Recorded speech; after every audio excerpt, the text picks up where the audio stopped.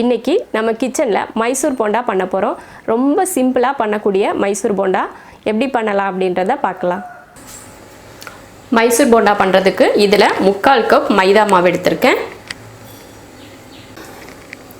அதே கப்பில் 1/4 கப் அரிசி மாவு எடுத்திருக்கேன். பச்சரிசி மாவு இல்லை மொறுமொறுப்பாக வரணும் அப்படின்றதுக்காக தான் அரிசி மாவு சேர்த்துக்கிறோம்.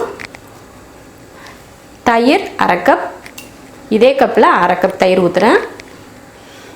ஒரு பச்சை மிளகாய், கொஞ்சம் மல்லித்தலை, கருவேப்பிலை, ஒரு பெரிய வெங்காயம், ஒரு 1/4 டீஸ்பூன் அளவுக்கு ஜீரகம் போதும். தேவையான உப்பு சேர்த்துக்கலாம்.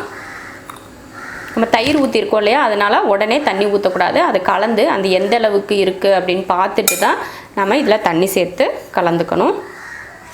இப்போ இதில் தண்ணி சேர்த்துக்கலாம். மொத்தமாக தண்ணி ஊற்றாமல் பார்த்து ஊற்றிக்கோங்க. இதில் மிளகாத்தூள் மற்ற எதுவுமே வேண்டாம். கொஞ்சம் இஞ்சியும் பொடியாக கட் பண்ணி சேர்த்துக்கலாம். முதல்லையே சேர்க்குறதுக்கு மறந்துட்டேன். கலந்தாச்சு. பார்த்தீங்கன்னா இந்த அளவுக்கு இப்படி எடுத்து போட்டால் இந்த அளவுக்கு இருக்கணும். ரொம்ப கெட்டியாகவும் இல்லை, கொஞ்சம் கொல கொலன்னு தான் இருக்குது. இந்த மாதிரி தான் இருக்கணும். அப்போ தான் நம்ம கையில் எடுத்து இப்படி போடுறதுக்கு நல்லாயிருக்கும். அதனால இந்த அளவுக்கு நம்ம கலந்துக்கிட்டால் போதும். தண்ணி கம்மியாகவே சேர்த்துக்கோங்க, ஏன்னா நம்ம தயிர் ஊற்றிருக்கோம் இல்லையா, அதனால் தண்ணி பார்த்துட்டு ஊற்றிக்கோங்க. இப்போ இது நம்ம எண்ணெய் காயிற வரைக்கும் ஊறட்டும். அதுக்கப்புறமா நம்ம போட்டு எடுத்துக்கலாம். மைசூர் போண்டா பண்ணுறதுக்கு எண்ணெய் காஞ்சிருச்சு. ரொம்ப நேரம் ஊற வைக்க தேவையில்லை. அந்த எண்ணெய் காயிற டைமில் மட்டும் ஊற வச்சுக்கிட்டா போதும். இப்போ எண்ணெயில் பொரிச்சு எடுத்துக்கலாம்.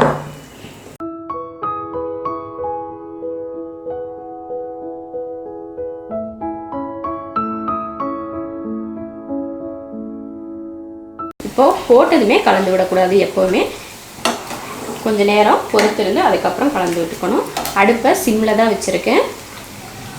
நல்லா கலர் மாறிடுச்சு, நல்லா வெந்திருக்கும். ஆனாலும் இன்னும் கொஞ்சம் இருக்கட்டும். அவ்வளோதான், நல்லா வெந்துருச்சு. இப்போ எடுத்துக்கலாம். இதே போல் மீதி இருக்க மாவையும் போட்டு எடுத்துடலாம். மைசூர் போண்டா ரொம்ப நல்லா ரெடி ஆயிடுச்சு. ரொம்ப ஈஸியாக செஞ்சாச்சு. வெளியில் மொறுமொறுனும் உள்ள நல்ல மெதுவாகவும் இருக்கும். இது போல் மைசூர் போண்டா நீங்களும் செஞ்சு பாருங்கள். ரொம்ப நல்லாயிருக்கும். ரொம்ப ஈஸியான வேலை. சட்டுன்னு டீ வைக்கிற நேரத்தில் கூட இதை செஞ்சு முடிச்சிடலாம். அவ்வளோ ஈஸி. டேஸ்ட்டும் பார்த்திங்கன்னா ரொம்ப சூப்பராக இருக்கும். நீங்களும் இது போல் ட்ரை பண்ணி பார்த்துட்டு எப்படி இருக்குன்னு கமெண்ட்டில் சொல்லுங்கள். பிடிச்சிருந்தா லைக் பண்ணுங்கள். மற்றவங்களும் பார்க்கணுன்னு நினச்சிங்கன்னா ஷேர் பண்ணுங்கள். மறக்காமல் நம்ம ஷெரின்ஸ் கிச்சன் சேனலை சப்ஸ்கிரைப் பண்ணாதவங்க சப்ஸ்கிரைப் பண்ணிவிட்டு பக்கத்தில் இருக்க பெல் பட்டனை ப்ரெஸ் பண்ணுங்கள். அப்போ தான் நான் போடுற வீடியோவோட நோட்டிஃபிகேஷன் உங்களுக்கு உடனே வந்து சேரும். என்னோடய வீடியோவை நீங்கள் உடனே பார்க்கலாம்.